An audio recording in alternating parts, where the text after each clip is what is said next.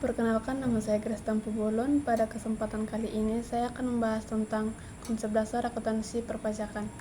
Yang pertama yaitu definisi.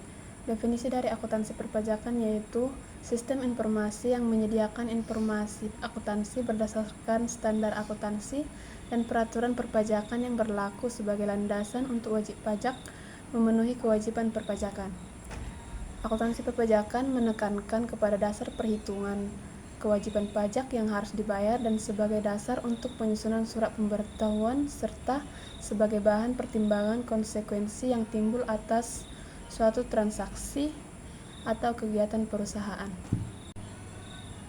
Tujuan dari akuntansi perpajakan yaitu yang pertama sebagai dasar perhitungan penghasilan kena pajak untuk pajak penghasilan, yang kedua sebagai dasar perhitungan harga perolehan dan penyerahan barang kena pajak untuk pajak pertambahan nilai, yang ketiga menghitung besarnya pajak yang terutang baik pajak penghasilan maupun pajak pertambahan nilai, yang keempat yaitu memberi peluang menggunakan beberapa keputusan pemerintah hanya untuk wajib pajak yang menyelenggarakan pembukuan, yang kelima yaitu sebagai dasar pertahanan wajib pajak dalam pemeriksaan pajak atau pemeriksaan gabungan sampai pada pertahanan kasus penyidikan pajak.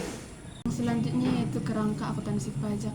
Kerangka akuntansi pajak ini terdiri dari tiga. Yang pertama yaitu laporan keuangan meliputi neraca dan laba rugi ditambah dengan informasi lain seperti rincian aktiva tetap sebagai pelengkap SPT.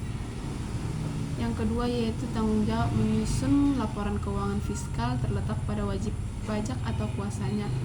Yang ketiga yaitu posisi keuangan tergambar pada neraca, penting untuk mengetahui potensi pajak jangka panjang, misalnya defisit fiskal yang dapat dikompensasikan dengan laba fiskal tahun berakhir. Tentang pajak pembayaran di muka seperti PPh pasal 23 dan pasal 25 dan kelebihan membayar pajak. Dasarnya yaitu yang pertama pengukuran dalam mata uang. Menurut pasal 28 ayat 4 Undang-Undang KUP nomor 16 tahun 2009 mewajibkan agar pembukuan atau pencatatan tersebut harus diselenggarakan dengan menggunakan satuan mata uang rupiah. Yang kedua yaitu kesatuan akuntansi, suatu usaha yang dinyatakan terpisah dari pemiliknya apabila transaksi yang terjadi dengan perusahaan bukanlah transaksi perusahaan dengan pemiliknya. Pemilik dan perusahaan adalah dua lembaga yang terpisah sama sekali. Yang ketiga yaitu konsep kesinambungan. Tujuan pendirian suatu perusahaan adalah untuk berkembang dan mempunyai kelangsungan hidup seterusnya. Yang keempat yaitu konsep konservatisme. Dalam konsep ini, penghasilan hanya diakui melalui transaksi, tetapi sebaliknya kerugian dapat dicatat walaupun belum terjadi. Yang selanjutnya yaitu konsep mempertemukan biaya dan penghasilan. Laba neto diukur dengan perbedaan antara penghasilan dan beban pada periode yang sama.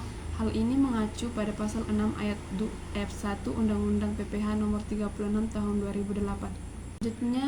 Selanjutnya yaitu konsep nilai historis, yaitu transaksi bisnis dicatat berdasarkan harga pada saat terjadinya transaksi.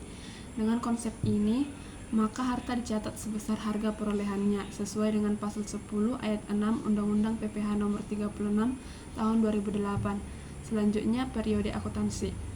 Periode akuntansi sesuai dengan konsep kesinambungan yang mana mengacu pada pasal 28 ayat 6 Undang-Undang KUP nomor 16 tahun 2009. Selanjutnya yaitu konsep realisasi.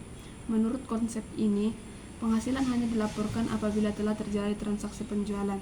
Penambahan kekayaan yang masih belum terjadi tidak dapat diakui sebagai penghasilan.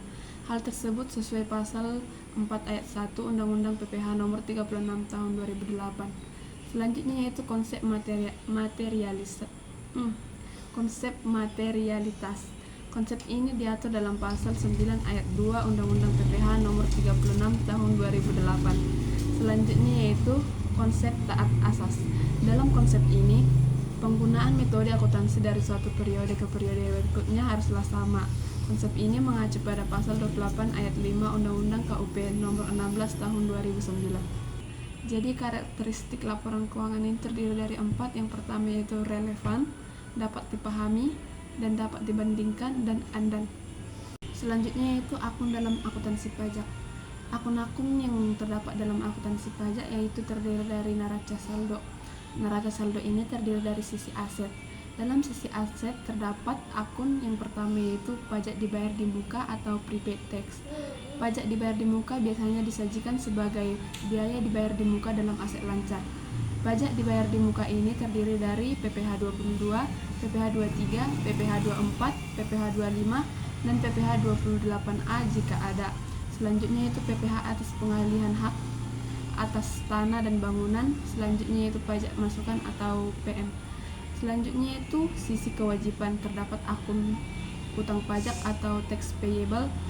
Utang pajak terdiri dari PPh 21, PPh 23, PPh 26, PPh 29, dan pajak keluaran. Selanjutnya yaitu laporan laba rugi. Dalam laporan laba rugi terdapat akun yang pertama yaitu beban pajak penghasilan atau income tax expense. Yang kedua yaitu PBB, pajak masukan yang tidak dapat dikreditkan, dan bea materai dicatat sebagai beban operasional atau operational expense. Demikian materi yang dapat saya sampaikan. Jika ada kesalahan materi, mohon dimaafkan. Akhir kata saya ucapkan terima kasih.